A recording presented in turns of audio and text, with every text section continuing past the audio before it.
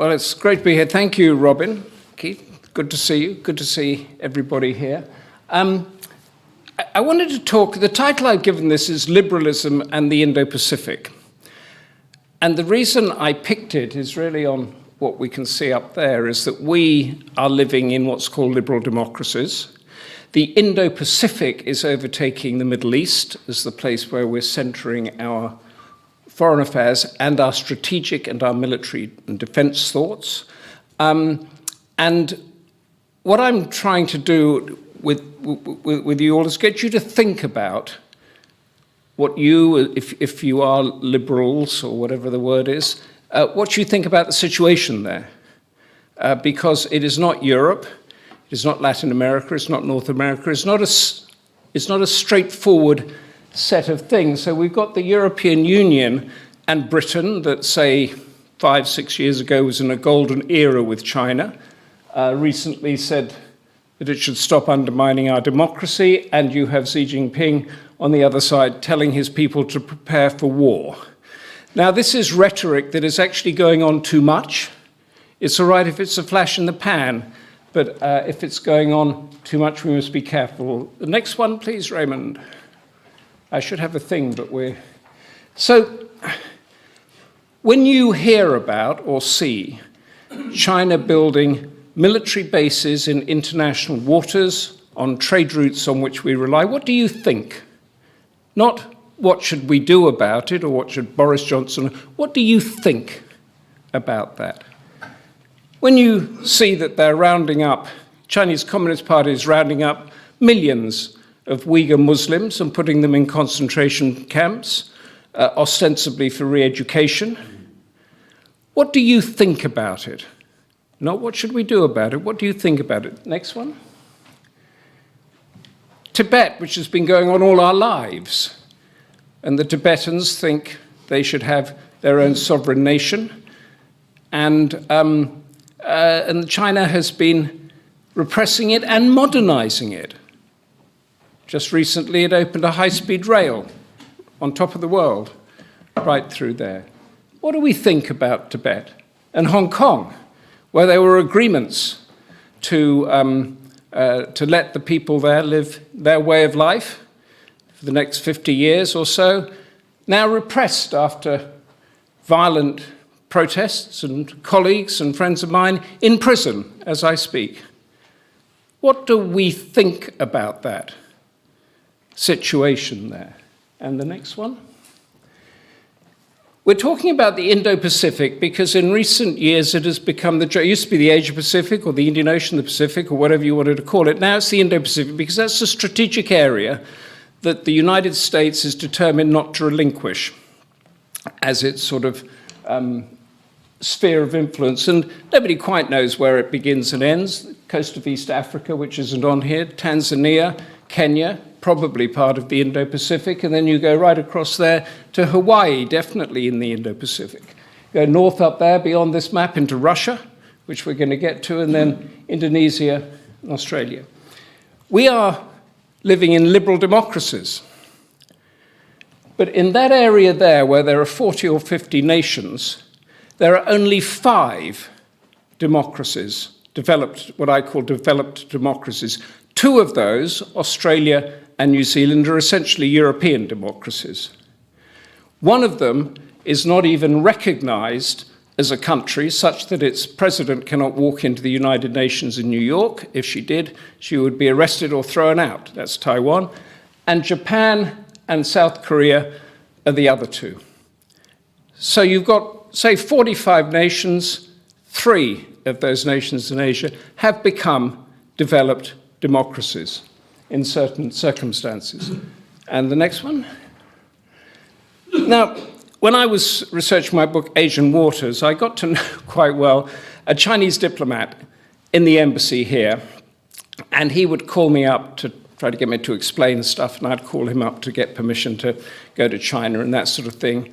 And one of our conversations, as the relationship with Britain was going down this way, because something had happened, South China Sea, Xinjiang, Taiwan, it could be a number of things. We went and had a coffee in a cafe that was opposite where the Lion King is showing in the Strand, And he said, Humphrey, I need to explain something to you. He said, you know it, but I'm going to tell you about it. And we're going to call it the Circle of Life, because that was the song from The Lion King. I don't know what on earth they call it. But he said, you have certain stages in developing societies. You have the survival, where the bandwidth of the people is on the food and on shelter and on staying warm and keeping safe. And then once that is all done or getting done, you start thinking about your freedom because you have more bandwidth, he explained it. So you can think about, you want to have an open discussion, you might have a disagreement, you want to become wealthier, you want to move house, and all that sort of thing comes in there. That's your freedom element there. And then when you've got your freedom, more or less as we have in the West, say, you begin to think, he said, about identity and dignity. What is our relevance? What are we here for? What is my purpose? Because all these other things, like getting a meal and fighting the bad guys to get your freedom, they're all done. And he said, we haven't moved past that as the human civilization. We haven't moved past it. So what we do when we're searching and clutching for that is we elect the Donald Trumps and the Boris Johnsons of this world that are the easy sort of fixes there, and we seek enemies and we end up going to war. Because war gives the greatest clarity of purpose, dignity, and who we are, although we might die. And he said, we are at the moment, the world, he said, China is between survival and freedom. We in the West are way ahead of that and are asking why China is, and the rest of the world is behind, and that's why everybody is talking about war. It's a simplistic analogy, but that's how he told it to me as we were sitting opposite the Lion King in the Strand Theatre, or whatever it's called. Next one. So let's just go through where we are at the moment. So this is the current rules-based international order, is what it's called, born out of the rubble of the Second World War. And even during the war, going to the end of it, Roosevelt, Churchill, Stalin even, were trying to compose a world order so people wouldn't fight again. The next one. Oh, that's right, we're going in the right direction. And thank you very much. And what came out of that were a number of institutions, which we're very familiar with. The United Nations, the European Union, NATO. In our news every day, International Monetary Fund, which put out a report yesterday or today saying that Britain was falling behind in its growth and everything. This is what we live with for the past 70 years. And they've grown up and they've more or less been working. And the next one. And that system that they set up there in 1945, for the first till 1989, we in the West had an inferior enemy or hostility that we were pushing up against. So our identity and dignity was based on that. And then came 1989 when the Soviet Union or the Soviet system began to collapse. And the next one. And we took our liberal democracy and genuinely thought, this is how everybody is going to live from now on. The bad guy is gone. It is inevitable that this will happen. So these places, Mongolia and Albania I've got here, these dictatorships, impoverished dictatorships, which had been never known what democracy was, were given ballot boxes. And everybody around the world was voting. And yeah, it was a good start, but it wasn't done with much realization about building institutions that needed to make it happen. So some worked and some didn't. Albania is working because it's got the European Union over it, or Mongolia, the wild country which I love very much, is more or less working at the moment now. Others didn't. Next one. And then after the 9/11 attacks, which were deemed to be political measures that needed a war, as opposed to a criminal act by a small terror group that knocked down 2 skyscrapers. We weaponized liberal democracy. So we thought that our end of everybody living under a democratic rainbow could be justified by killing people in other countries in order to get it done. And that weaponization of it went through Iraq, went through Afghanistan, it happened in various other places as well, Libya, Syria, we didn't quite get there. And the next one?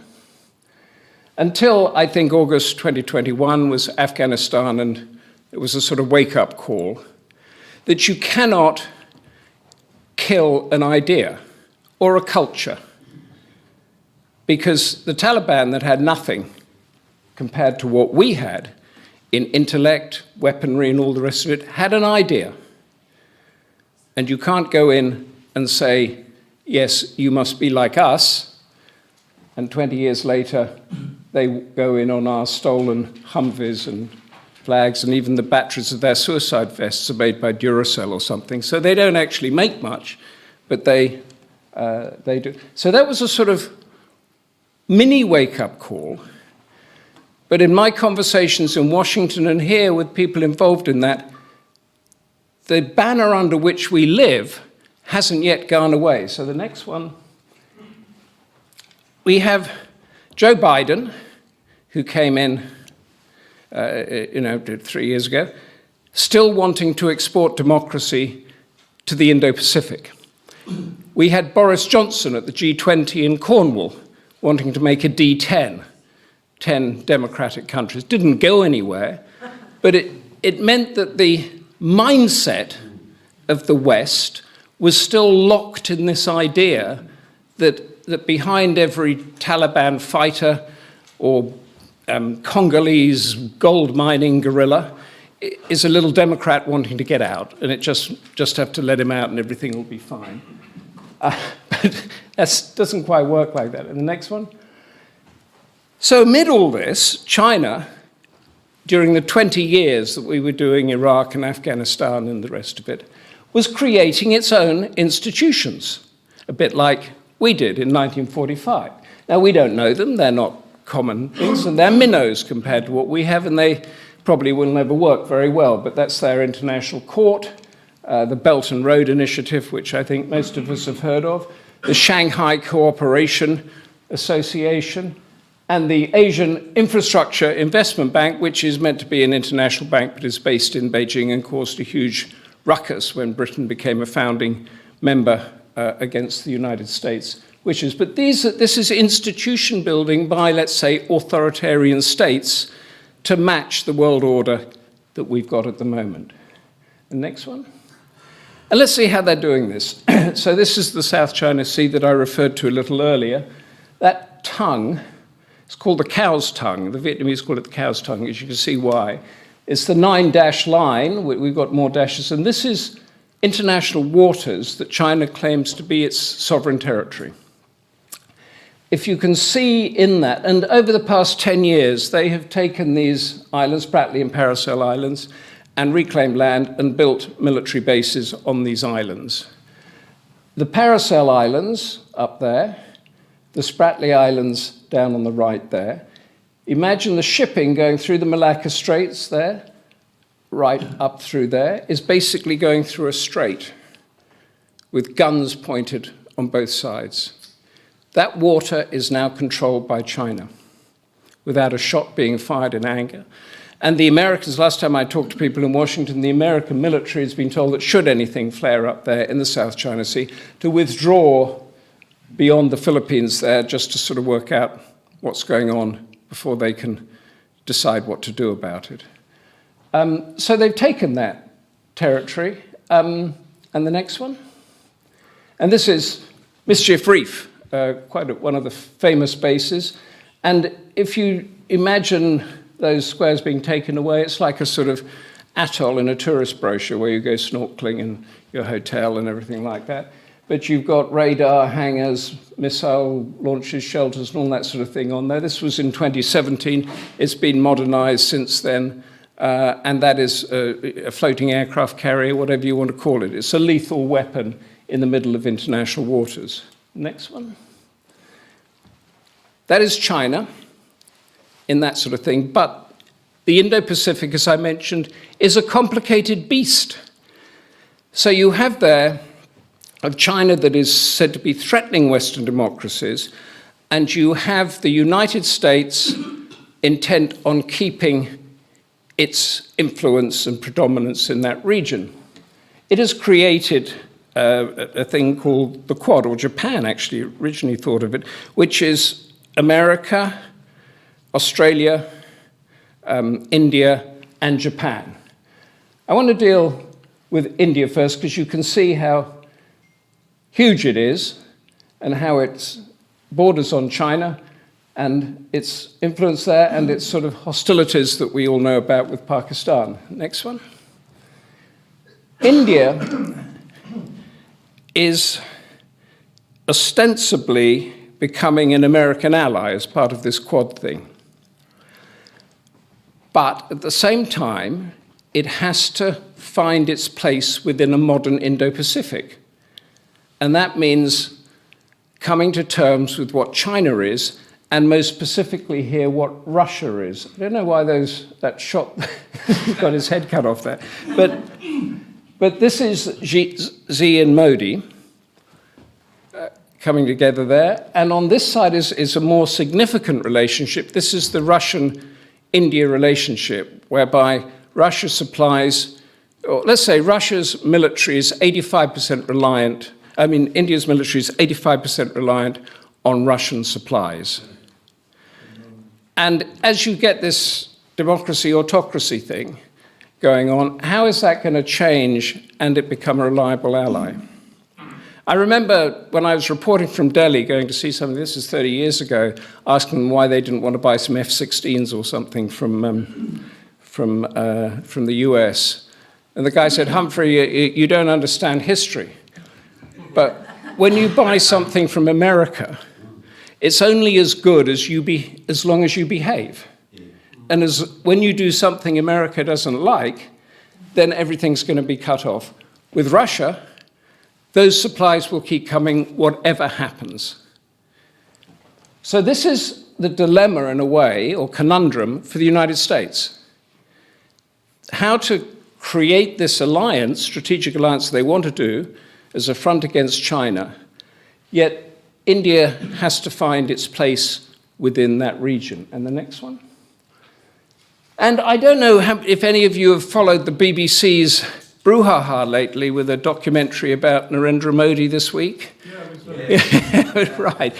Yeah, well, universities have been banned from watching it, and anybody who streams it is considered to be a traitor and that sort of thing. I haven't seen it myself, but I'm very familiar with this sort of stuff that suddenly flares up like this. And what it's essentially about is to what extent the world's biggest democracy is using ethnic tension in order to get votes. This is the RSS, which is the young Hindu nationalist group. And if you just look at the pitch, you get an idea. It doesn't need a lot of explaining, does it? These are people that are indoctrinated, taught about how India can be a great country, make India great again. And this is another side of India, which is India is actually the world's worst offender when it comes to slavery, bonded labor, supply chains. There's 10 or 15 million people. This is a little girl I saw at a brick kiln near Bangalore, and nobody does anything about it. So if you're dealing with a value situation that we're pushing our values, what do you do when you have a prime minister elected against a backdrop of ethnic tension, and you have an economy based on slave labor? And to what extent will more of that come out as stuff goes on? I'm not giving a criticism of India here. What I'm saying is how it is perceived in the public debate and how these things take off. And this is the relationship, again, with India's hostile neighbor, that they haven't managed to sort this out for the past 70 years or so. The border between India and Pakistan should be a high-speed rail, should be a 10-lane motorway. Ships should be going backwards and forwards, but no, it's practically a closed border, and Pakistan gets most of its weaponry from China. Big relationship there. The Indo-Pacific is complicated. Next one. And we have hardly begun. This is Japan. Japan and China, as we know, are not the best of friends, and they have disputed territory there on the Senkaku or Diaoyu Islands at the bottom there. And Japan and South Korea, the two modern democracies mentored by America, barely speak to each other on strategic issues because there's no forgiveness over the Second World War yet. So you haven't really got anything quite working there. And the next one. These are anti-Japan demonstrations sponsored by the Chinese Communist Party, where they went on to trash Japanese factories, including Panasonic, which I think is about to reinvest again in China, and to show that the Chinese Communist Party can turn it on and turn it off at any time that happens. And this is anti-American demonstrations in Okinawa to get the American bases out of the country. So in a very different way, Japan also has to think about its future and its long-term destiny as a place in Asia, and possibly not so much under the American umbrella. Because the more it goes under the American umbrella, the more it becomes a real enemy of China. And all these things are very, very complicated. And then Russia, which is very much in the news at the moment. Not many people think of Russia as an Asian nation, but it is an Asian nation. And Russia and Japan are still technically at war. Not many people sort of realize that. They have a ceasefire, but not a peace treaty. There are disputed islands that go up there, you can see on the right, called the Northern Territories, or the Kuril Islands in Russian. And you can see that ebb and flow of war. It happens in Europe, we know borders change. 1875, the Japanese were right up against the Russian mainland on the Kamchatka Peninsula. Then 1945, Russia is right down there on Hokkaido. Those islands in the middle are disputed. Japan wants them back, Russia's not going to give them back, and that is a block to an opening of the economy in that whole Northeast Asian region. So we have the Western democracies that we know, and now we have Russia and China that is, moving closer together to put that authoritarian front against the liberal democratic front, for want of a better phrase. And this is the US-Russian border. So we think a lot that the US is facing Russia down in Ukraine and across that border, but that is actually a proxy. The territorial elements are here. Nobody lives there, or very few people live there. But this is where these two superpowers actually meet each other. And there are two islands there. There's Little Diomede, which is on the American side, and Big Diomede, which is on the Russian side, and they are less than 3 miles apart. And that is a shot from the American island across to the Russian island. The native Inuits, the Russian Inuits, were cleared off there in Stalin's time. Up the top there, you could see, if we zoomed in, which we can't do, the watchtowers of the Russians. And round the back there is a small helicopter base where they shuffle people in and out. Across this border, it is unmarked. There is no flags. This flag comes up on Independence Day, July 4th, otherwise it's down. And no customs post, it's a closed border. It's called the ice curtain. And the next one. And that is not very scenic. That's the village, but it's not coming out very well, of Little Diomede. And these these are the islanders in there, and they have, it's crazy. They have a cell phone that if they see anything unusual happening, they call a number in the State Department and report it. That's it. There's no police, no government, no troops, and it takes an hour for a fighter jet to get from the Elmendorf-Richardson base in Anchorage to this island, which indicates, and I think I know, there is an unwritten agreement, or maybe it's written, between the US and Russia. Whatever happens, this border stays quiet. There's not enough people there to merit anything, and there's no economy or anything like that. Which gets us to the thing that it might, at some stage, become quite important, because that arrow goes down towards the islands, and this is the Arctic passages, which with the ice melting, this is happening. And I think the predictions vary, but within 10 or 15 years, during the summer, they will be able to know exactly when a freighter can leave Shanghai and get to Rotterdam through this route. The problem they have now is that you can't really book a shipping into a delivery in Rotterdam in a smooth way, because if it's late, it screws up all the thing. But as soon as you can get it in, within the day of it arriving, this will be much busier. And this is what the Chinese and the Russians are working on, us less so.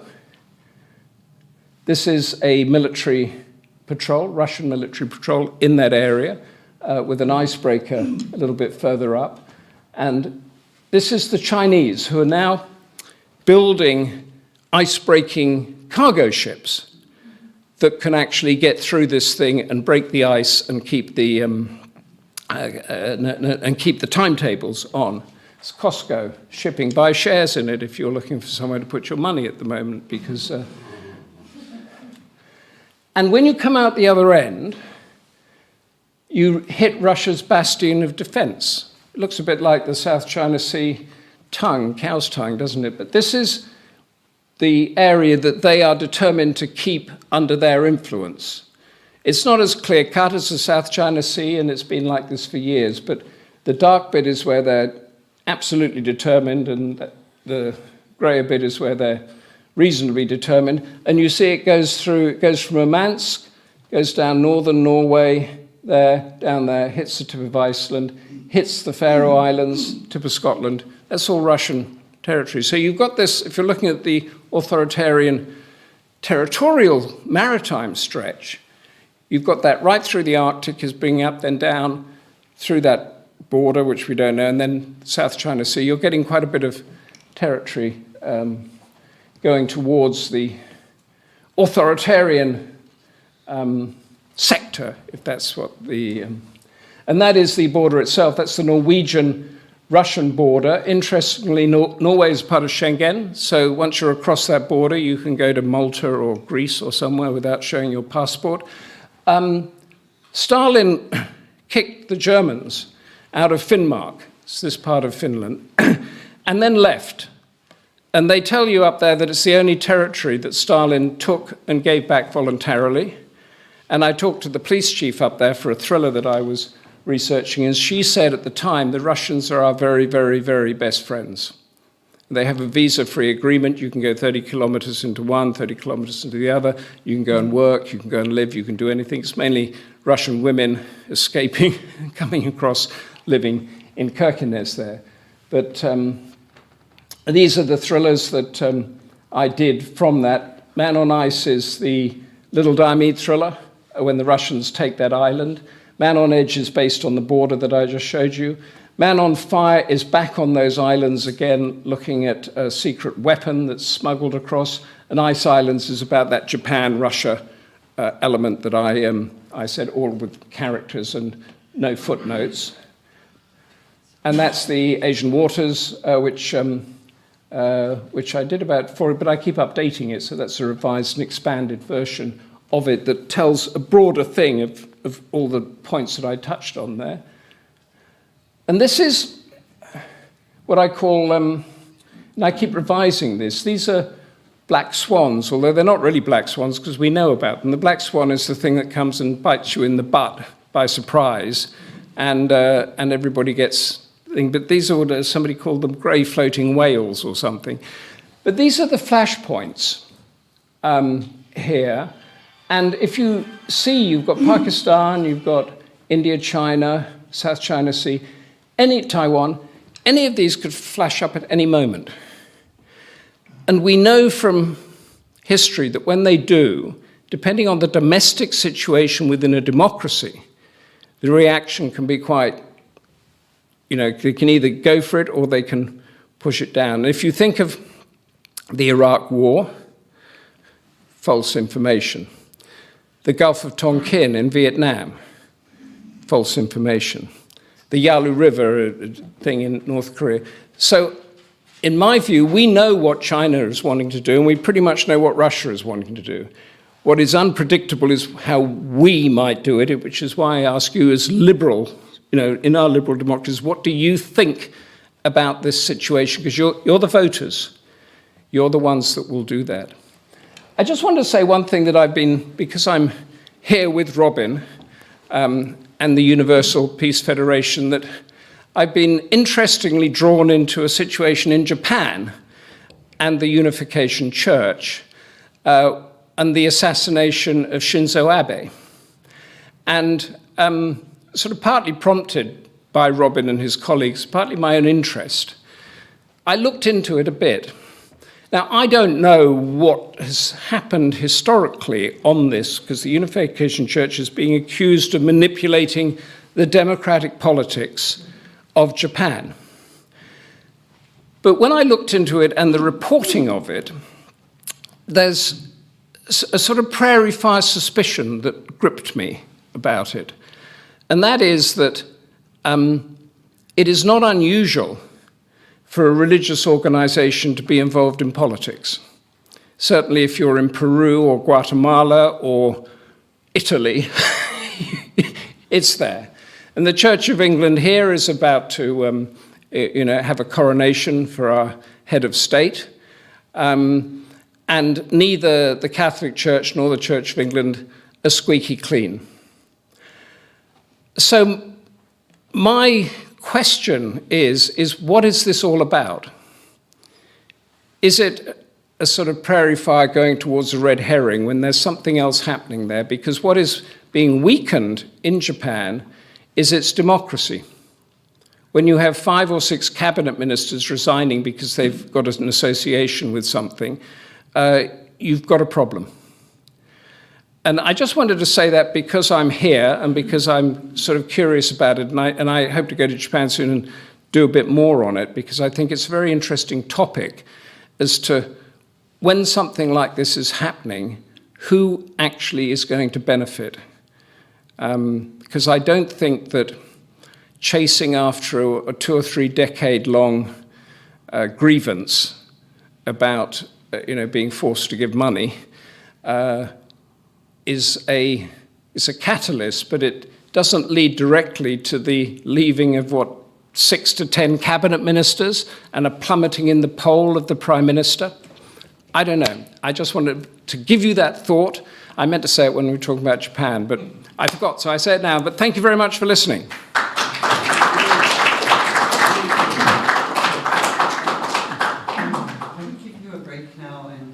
Keith, yes? To respond, and then we'll bring you up for...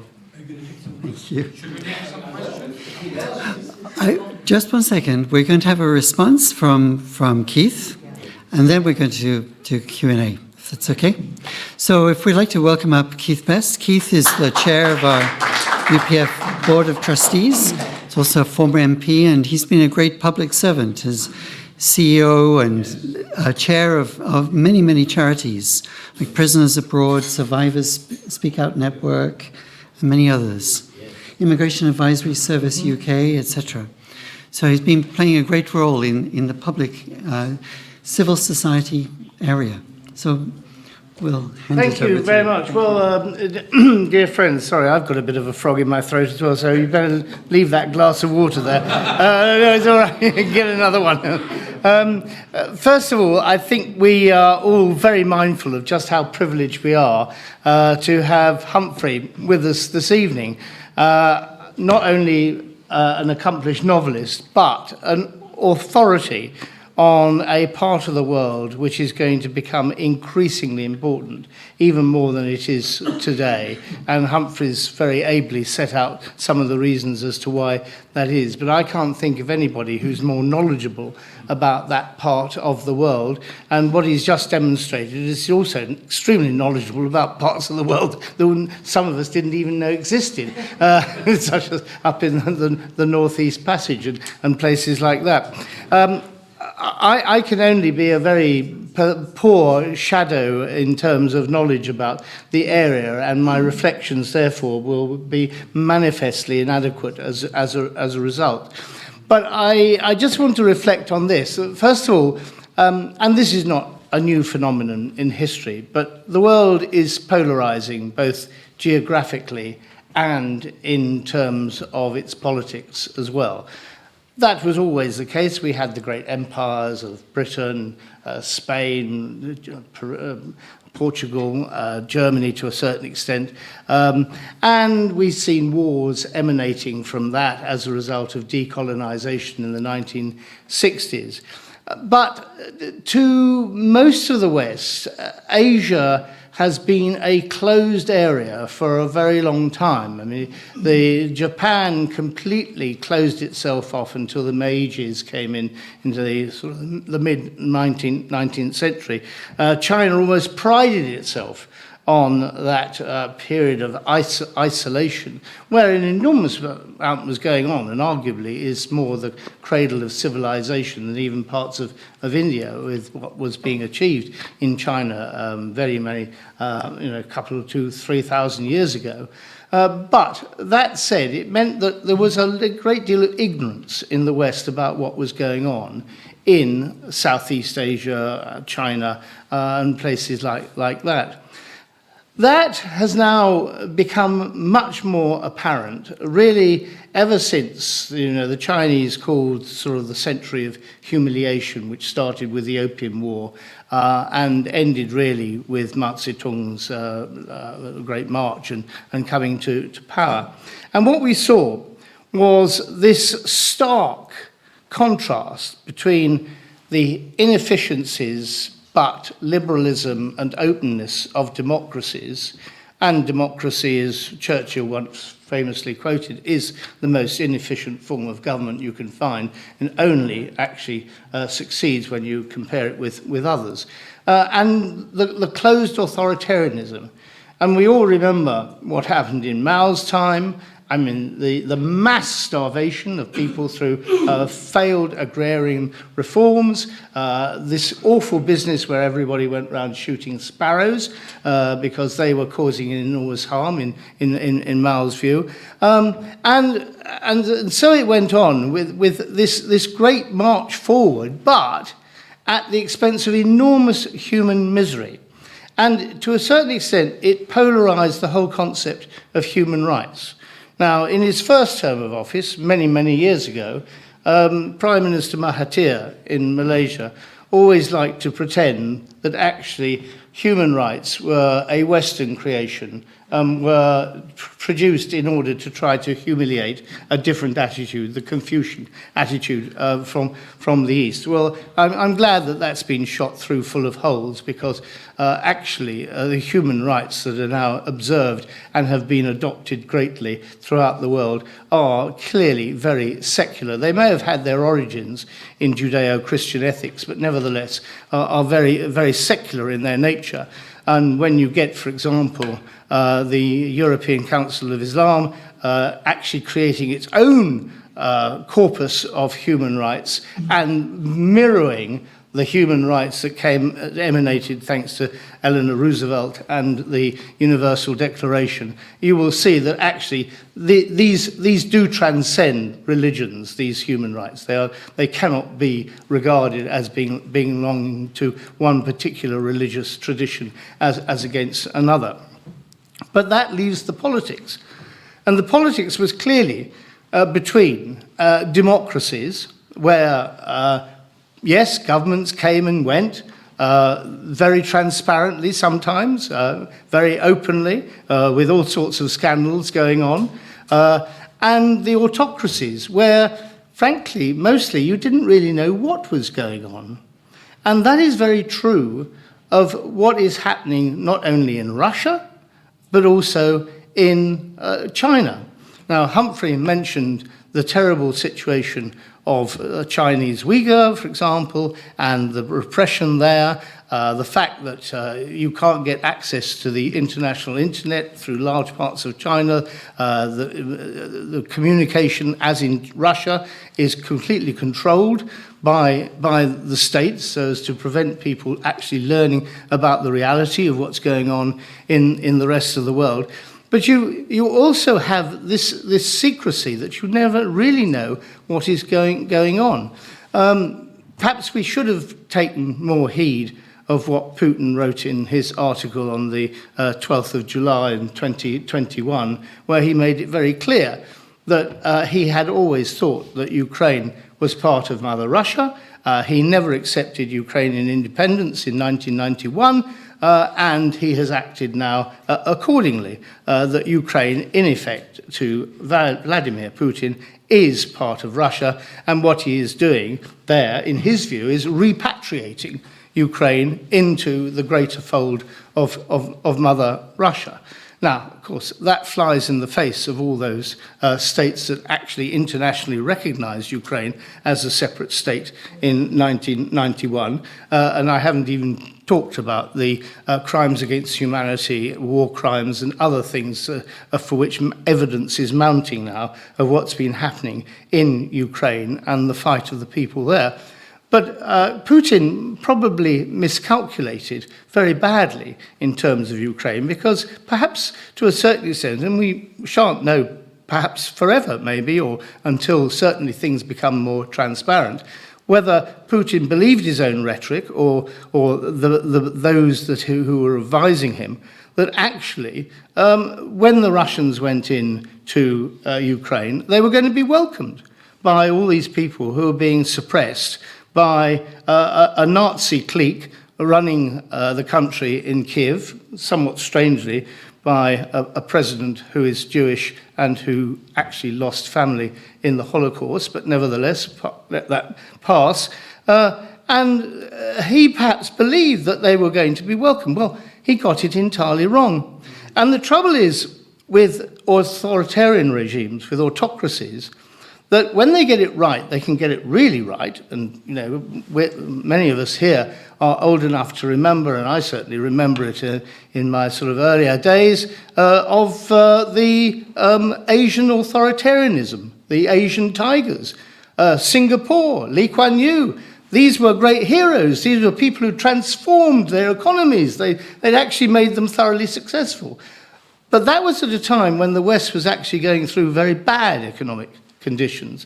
Then the West started to improve, and suddenly this mythology of the Asian tiger, the great leap forward through authoritarianism, was shot through full of holes and realized not to be the same, because then people started looking at what I've just described with what Mao had been getting up to.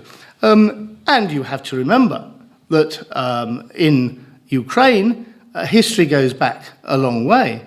Because I remember when I was there as an election observer for the presidential elections based in Dnipro, which is a town right at the center, city right in the center, which sadly still gets missiles lobbed at it, although it's of no strategic importance whatsoever now, now that the Russians have no longer aiming to take over the whole of the country. But I remember going to the museum there, when we had a bit of spare time. And it was very interesting. You went through all these rooms full of prehistory and everything, and the background of Ukraine. And then you came to several rooms of the Nazi era, showing the atrocities that had been committed by the Nazis. And as we came down the stairs, and the driver very kindly paid for a guide to take us around, just him, myself, and my interpreter, as we came down the stairs, I noticed there was a room locked on the right-hand side. And I said to the guide, I said, oh, what's in there? She said, well, we don't let people in there. I said, why not? She said, that's a record of the Soviet times of Ukraine. And there's clearly still an enormous amount of tension and controversy about what went on in that time. You have to remember that apart from what he did in Russia, Stalin effectively killed 3 or 4 million Ukrainians as a result of his agrarian reforms in Ukraine. And, of course, the Russians, the Soviets, when they came in and they pushed the Germans out, also had their hand in deporting Jews and shooting people and actually committing atrocities as well. So let it not be thought that all these people who speak Russian in Ukraine actually believe that Russians are lovely people, because they're not. They may be greatly intermarried with people throughout Russia, as indeed is the case, and so to a certain extent it has almost the horrific elements of a civil war in many respects of what's going on in Ukraine. But the period of occupation by the Soviets is extremely tendentious in the minds of most people in Ukraine. So Stalin and Mao got it horrendously wrong in terms of their economic reforms, as we now see. And then in China, Deng came in, Deng Xiaoping, who was a hardened communist, and nobody should ever think that he was a secret capitalist, because he was not. He was a hardened communist, but nevertheless, he realized that the way for Chinese growth was through entrepreneurialism, letting it have its way forward, and actually letting businesses grow. I was first in China in 1990. It was actually my honeymoon. And it was rather interesting because we had our guide, and whether it was out of desire to keep us busy or a misplaced sense of hospitality, the Chinese thought that if they left us alone for any moment of the day or night, it was somehow rude. So we were constantly on the move, being shown different things, and we stayed in these sort of old jerry-built, Russian-built hotels, which were lacking in basic facilities and things like that. But what was interesting is we did talk to 1 or 2 people, obviously through the guide, who was an interpreter, who incidentally took my wife and myself on one side when we were visiting a temple and asked, "Are you Christian?" And we said yes. And he said, "I'm Christian, but I can't tell anybody. I just wanted to talk to people who were Christian." But what was interesting there was that the only way you had access to a pension or proper health care was if you worked in a government factory or for a government department. If you broke out of that and started up your own business, which was not prohibited, but had the penalty, then the only healthcare you get was homeopathic healthcare. You wouldn't be able to be admitted to a state hospital or anything of that nature, and you certainly wouldn't get a pension. What was fascinating, and I'm going back to 1990 now, was the number of Chinese who were actually making that choice. They were actually setting up their own businesses, their own cafes and things like this. Now, that has gone on apace ever since, and certainly under Deng Xiaoping, because he realized that although China was not a capitalist country and was never going to become such, nevertheless, it was a country where if it was going to grow, it had to stimulate its domestic economy, and it had to have investment. Now, what is very interesting is when Xi Jinping came in, of course, he went back to Maoist philosophy. Xi Jinping may be many things, but he's certainly not an economist, and he certainly doesn't understand how business thrives. And I think the whole attitude to the way in which COVID was treated, with total lockdown, sometimes locking people in their factories so they couldn't get out and had to escape over the fence in order to get out of the factory, has wreaked enormous economic damage to China. And then, what happened just only very recently in Davos? Very interesting. Vice Premier Liu He comes along and gives a speech in Davos which might have come straight out of the mouth of Deng Xiaoping, talking about how we must improve investment, how we must increase globalization, we must trade, stating in terms that mutual understanding is the only way forward and everything. Now, does this mean there's some sort of power crisis going on in the Forbidden City?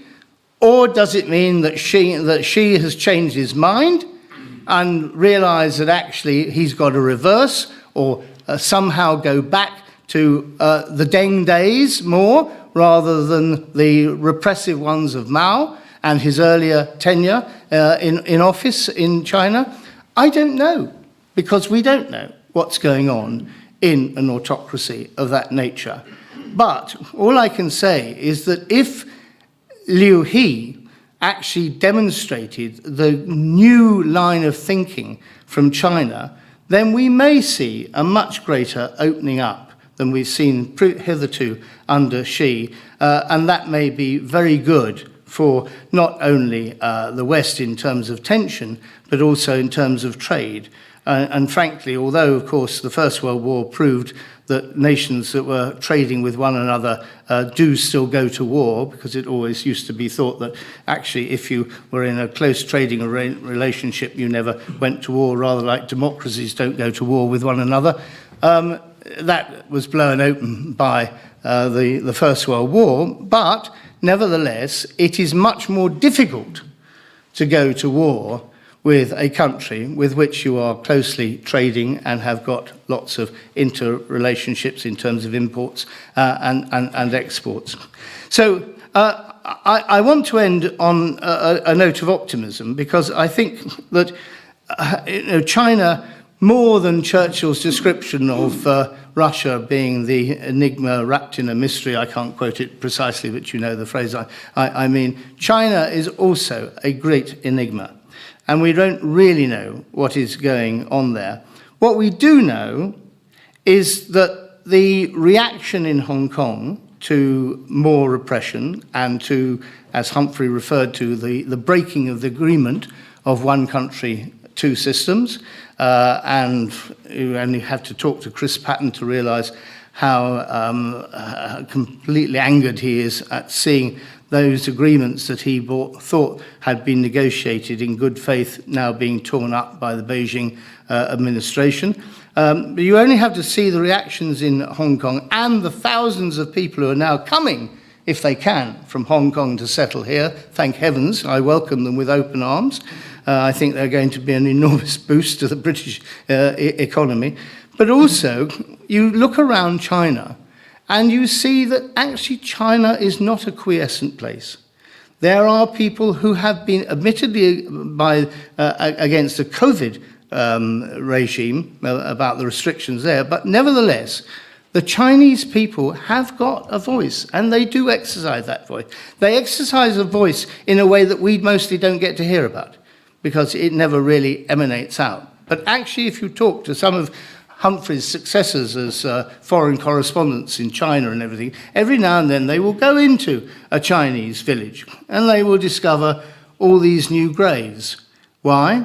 Because large numbers of people are dying as a result of COVID, because the Chinese won't use Western vaccines. They've got their own vaccines which are ineffective, and a large number of people are dying. And that begins to have an impact on the morale and therefore the questioning by the Chinese people of the government that actually rules them.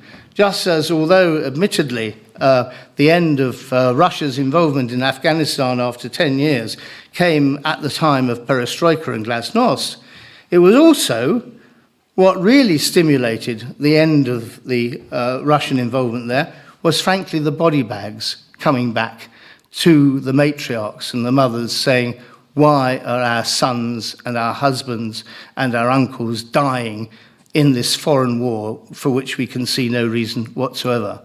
And we may yet see that as a result. And I don't know if you saw on television only recently, a US Assistant Secretary of State actually talking in those terms about giving the Ukrainians more missiles, so it actually meant that more body bags were going back from Ukraine to Russia, so that there would actually be a revulsion within the Russian people about this enormous loss of life. 30, 40, possibly 50,000 Russians already dead as a result of that war. So it may be that we shouldn't always think that authoritarian regimes are ones that we should judge by their governments alone, however mercurial they may be, however indecisive they may seem, however our inability to actually search out and find out what they really mean. We should perhaps think more that actually even people in a suppressed regime, even people who don't have access to external media, even people who are subject to close CCTV coverage and the knock on the door at night by the secret police, even those people do have a voice. And actually, as we've seen throughout history, people who come as refugees suddenly open the understanding to those who receive them that these people, they may speak a different language, they may look different, they may have a different coloured skin, but actually they're basically just like us. They have families, they want to see their families thrive, they want themselves to thrive, they want to pass on something to their children. They have all the natural human being instincts that anybody does around the world. And maybe it's that, ultimately, that is going to see us actually come to our senses. I don't have any answers for the questions that Humphrey posed today about what might happen in the South China Sea. There was, some time ago, an initiative called the 3+3, which was to involve Japan, the two Koreas, China, Russia, and the United States in creating a nuclear weapon-free zone in that area. That seems very remote now and very unlikely, not least with Kim Jong-un firing his missiles closer and closer to the Japanese waters. And also, of course, the whole question now about what's going to happen to Article 9 of the Japanese Constitution, the one that prevents any kind of military intervention, which was imposed in the Constitution after the Second World War, which is now being openly talked about whether that should be scrapped altogether and Japan should remilitarize as a result. Personally, I think that would be extremely regrettable, but you look at it from the Japanese perspective and you can understand why they're feeling pretty touchy with what's going on in North Korea and China and the sort of things that Humphrey has been describing. Yes, it is a powder keg, but at the end of the day, we have to deal with these people. We can't just pretend they don't exist. And so long as we can actually show that we are approaching them with a goodwill rather than a menace, and I don't think that's always been apparent from the West, unfortunately, but so long as we can do that and try to understand, not necessarily agree with, but at least understand the perspective of the other side, then we may well begin to get to a common understanding of what really is important and what we can negotiate about. Thank you very much.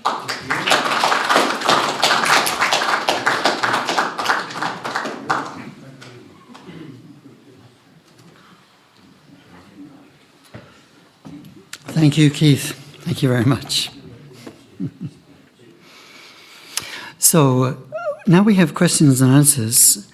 I'd like to go to our online audience, and I'd like Lance Gardner to ask his question. I'm going to Lance because his camera is on. If others would like to speak, if they could turn their camera on, please. But Lance, you need to unmute yourself. Lance, you need to unmute yourself.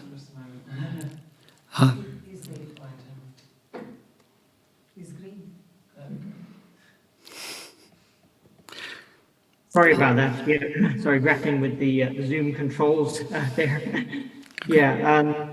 Unfortunately, I missed the most of Humphrey Hawksley's talk due to a work call, part of the global nature of doing business these days. Anyway, my question is, will the future stability and worldwide influence of China be undermined by the effects of the one-child policy, which has resulted in gender imbalance and population decline?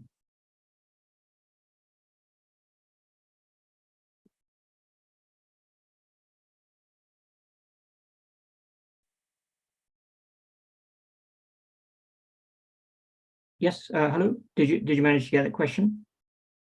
Be undermined by the effect of the one-child policy. Yeah. Great, thank you. And could I ask Sheikh Rahman also to speak from our online audience? You need to unmute yourself.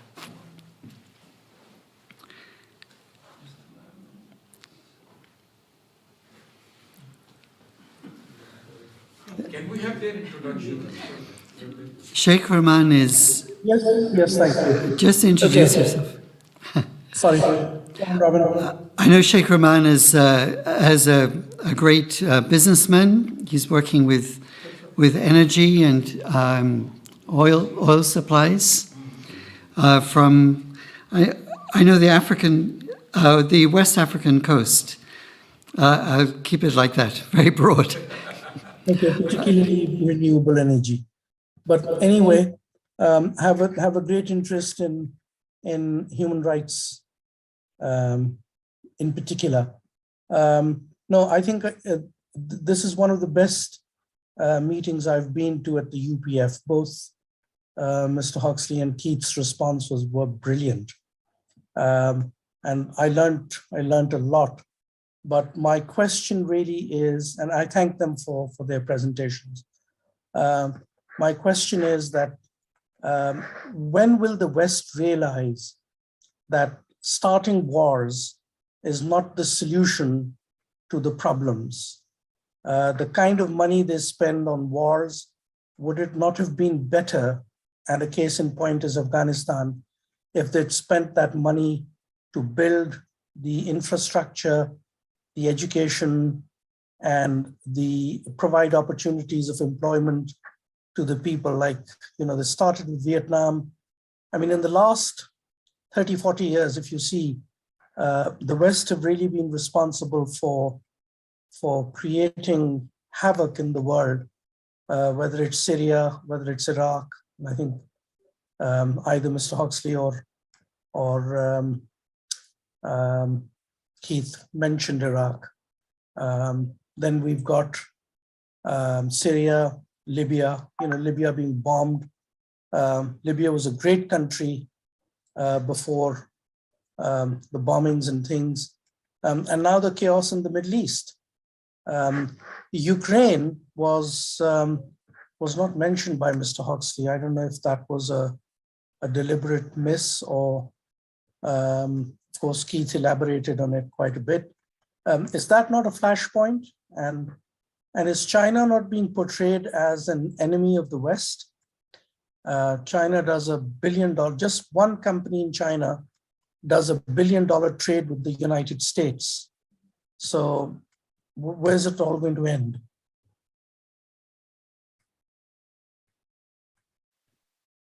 Gopi Yogesh. I know you also as a businessman, first of all from Singapore. You need to unmute yourself, Gopi. But I know you as a businessman from Singapore and now in London. And we we entrapped you here, I think, through love, right? That's right. You got married a couple of years back. But, the assistant to Virendra Sharma. MP. My wife is the assistant, right? That's right. Not me. Question, please.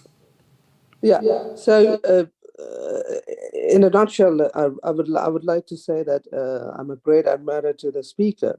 Basically, I listened to the whole speech, but I have a few questions. First of all, I think when it comes to Indo-Pacific, we need to give more importance for Southeast Asian nations, because those nations play crucial parts when it comes to Indo-Pacific stability and peace. That's one. So I don't know what's the speaker's view on that. And second, I was listening about India's narrative, but when it comes to India's population as well as economic size, right, it is getting much better than what we have seen for the last in 1990s and 2000s. So he was mentioning about the child labor, 20 million child labor. I think India is the largest democracy in the world, 1.4 billion. The growth is there. Without India, the Indo-Pacific geopolitics would not matter at all. So with that, in relation to that, I would love to ask you a question, whether the world is moving towards bipolar or multipolar. And the second question is whether Chinese diplomacy is working in Indo-Pacific or even in Africa. And the fourth question is, during Cold War, we all had a set of countries falls under non-alliance nations. So out of that, how many countries are still falling into the Indo-Pacific regions as a non-alliance state? Because it's always better to look back the history to analyze how they're going to work when it comes, or how they're going to react when it comes to Indo-Pacific power conflict. Yeah. Thank you so much, Robin, for the opportunity. Yeah.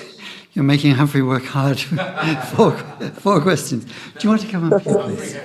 I had trouble hearing some of that, so the audience can tell me what that last question was. Yeah. It was about whether there are any non-aligned nations left in the Indo-Pacific, or have they all chosen sides? Oh, okay, that's a good question. Yeah. Or have they been incorporated into the situations of the region? Okay, let's. Also to understand the past, to see how they may vote in issues in the future. Okay. So we need to know what was the past alignments that they had during the Cold War. Sure. To know where they will fall. Okay, I've got to start by that. Let's deal with the one-child policy question first. Yes, it's a demographic question, but I don't think in geostrategic terms it's going to have a great impact. China will work its way around. Everybody's got their demographic problems at the moment, aging particularly, that we've got. So I don't think the one-child policy is going to be a deal breaker for China taking on the rest of the world. The question about wars and will it ever end? I think we have to realize that in a democracy, you get votes by facing down the enemy. I mentioned that in the thing, and we've seen this with Boris Johnson and Ukraine. We saw it with Bush winning his second election in Iraq. We saw it with Thatcher and the Falklands. So with our values of a democracy, we have to understand the triggers that create popularity. On top of that, we also have what I think Eisenhower called the industrial military complex, which has shifted, and I think some in the room will know this. is that they realized in the United States that they had spent the last 20 years looking at how to tackle an improvised explosive device in Iraq, or Google Translate that we all use now came from the DARPA agency in the US, wanting the grunts at the roadblock being able to understand what people were saying without going through an interpreter. So the bandwidth went over there.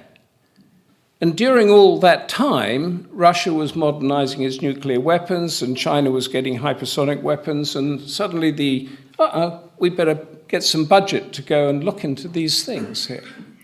And in order to justify that budget, you have to have an enemy. And that has to go through Congress or our parliament. And I think this is a sort of insoluble conundrum that we have when we say that we don't want to go to war, but in order to get elected, you have to have an enemy. And then I put a note down here when talking about why wasn't the £1 trillion pounds that we spent on Afghanistan and Iraq going into building bridges and roads and all that. So, yes, it should have been, including our schools and hospitals here. It should have been. And that is exactly what China is doing with the Belt and Road Initiative. So when Xi was at Davos, you mentioned Davos, Keith, but when Xi was there in 2017, he unfurled his global vision of the Belt and Road Initiative, which was doing precisely what we were not doing. And if you remember when I mentioned the cycles of life, that survival thing, if you are in an African village and you need to get your child to hospital, but you can't cross the river to get there, you have to go on a 30-mile walking thing around there, and China comes in and builds a bridge and says, no, you don't have to tick the transgender politics box in order to get this bridge built. You will do that. And that is what we in the West did not do for 20 years after 1989, when we had a blank canvas to sell our vision and our infrastructure, and China looked at that and said, we'll go in there and do that. So I think as a long answer to that number 2 question, which I feel quite strongly about, is we have to work our politics in some way so that popularity doesn't come at the end of a sword, the one thing, and we have to switch our money to actually going into these places and building stuff that people need. And I think that would be the way around that. The non-aligned question, fascinating. So during the Cold War, it was you're either with us or against us. And the key pivot to that was the 1971 Bay of Bengal Indo-Pak War incident there, where the US came down on the side of Pakistan, and almost overnight, India signed its defense agreement with the Soviet Union. So the world's biggest democracy signed with the world's biggest dictatorship because the US sided with Pakistan, which has always been a mishmash of stuff, and that endures today. And you had a very weird situation there of Russian submarines and American warships in the Bay of Bengal facing each other down in 1971, and that's still remembered in the region. Southeast Asia, they tried to create the Southeast Asian Treaty Organization, like a sort of NATO, with Thailand, the Philippines, the rest of it. In the 1950s, it didn't really work, it collapsed, so they opted for ASEAN instead, which is basically a below-the-parapet group of countries there that don't do very much. They had the five-power defense arrangement, which was Singapore, Malaysia, Britain, Australia, and New Zealand. That still operates in a way, and it was meant to stop attacks on the Malay Peninsula from Indonesia. But what the nations of the Indo-Pacific are now saying in a unified and clear voice is, don't ask us to choose. We are not going to get into that situation again. And 50 or 40 years on from that, they are quite adamant of that. And again, those people that Keith mentioned are leading. Singapore is the leading intellectual voice in this. India is another one. It's saying, no, we're not going to sign any strategic defense arrangements with the United States because we are non-aligned. There's now talk about a new non-aligned group, which are not going to side with either the authoritarians or the Democrats. Any question I didn't answer there? There's a couple from the floor. You go first, then.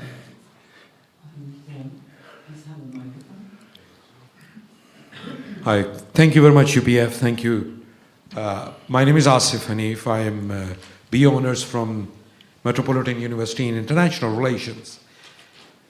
We would talk about the hypothesis of the international relations that there is an anarchic situation and there is no such guardian in the world. So all the different nations are trying their best to pursue their interest offshores in the world. Why can't that philosophy be changed now that there is a peace to achieve in the world and kind of creating an understanding into the very fast changing global world with the invention of the intelligence, artificial intelligence and the social media?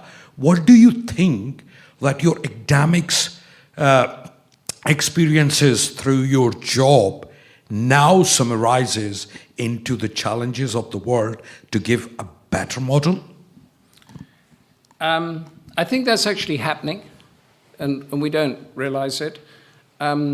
And it's happening by the inevitable reform that's taking place in the United Nations. And it's not reform as such from top down, it's bottom up. So the UN Security Council, which was meant to be the arbiter, is basically paralyzed because of the Russian veto situation.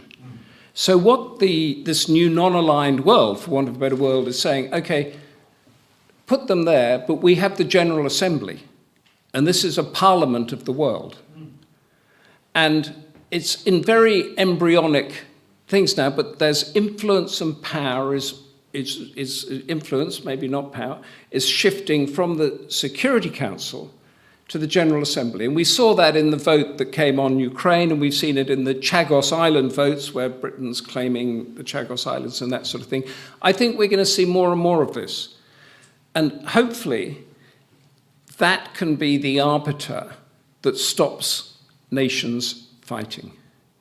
Because if you don't have the support in the Security Council, in the General Assembly, I think, and from that they're going to have to reform the Security Council, because that's like the cabinet with the rotating members, but it's paralyzed. So, and you, sir? Yeah. Yeah.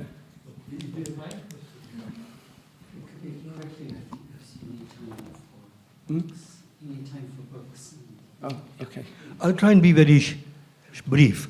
You know, I came to your talk the last time and I went back very inspired, and so do I feel tonight.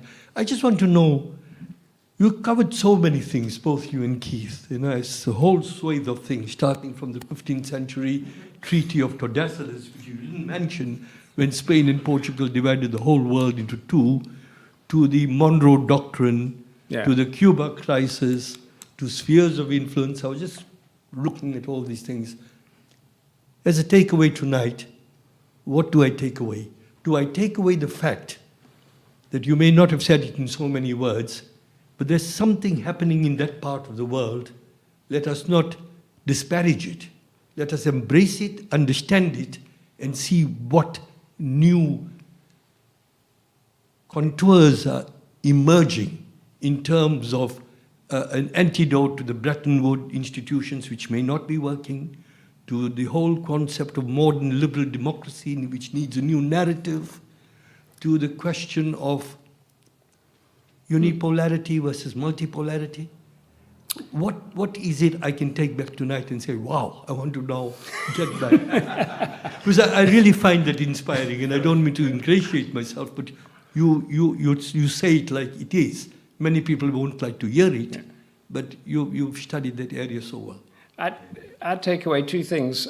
One is, ask yourself those questions that I asked at the beginning. You know, what do you think about repression in Tibet? And then you'll have to think about why China is doing it, And I'm not justifying it from who I am, but try to understand, as Keith said, try to understand where they're coming from. I think the other takeaway is that we here are in a sort of homogenous value system, and Europe, North America, essentially. That is not a homogenous value system, but they all rub along together, more or less. Yeah. They're not the ones that are coming in with the guns. You have a sultanate in Brunei, you have a new democracy in Indonesia and in the Philippines, you have whatever Malaysia is, I can't work it out at the moment, you have a sort of quasi-authoritarian democratic state in Singapore, a military regime in Thailand, and they all know that there's no shared values there, but they have to get on. And I think that's what we don't understand here. And I think that is why that energy that they have, and trade is their that area of Southeast Asia used to be called Nusantara, and it was a region based on trade, and you could do anything within your territory as long as you didn't shut the sea lanes. If you shut the sea lanes, you got rid of it. And quite interestingly, just as a last sort of anecdote, I was in Asia in 2019 when the Hong Kong demonstrations were going on. I was in Singapore talking to one of the think tank people, and I said, why is nobody in Asia supporting what's going on in Hong Kong? And he said 2 reasons. He said, one is when they closed the airport, they were messing with the bloodline of our region, and we don't accept that. And the second one was actually not somebody, an Indonesian friend of mine who I've known for a long time. He said, Humphrey, you don't understand. Those guys in Hong Kong have had it so good for so long.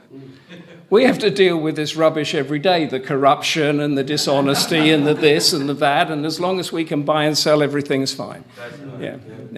And that's it, is it? Thank you. So Humphrey has very kindly brought a number of books at the back, which if we do it quickly, he'll have time to sign. If you're not quick, he will have disappeared. But Asian Waters, both the update and the former version are both there, and so on. And also Reiko Zana and his series of the Little Diomede Island. Little Diomede Island in the Bering Strait. This Special Forces hero. Please help yourself, but you have to grab him quickly. He only has 5 minutes. But he's ready to sign. Thank you, Robin. Thank you, Humphrey. Please give it a round of applause.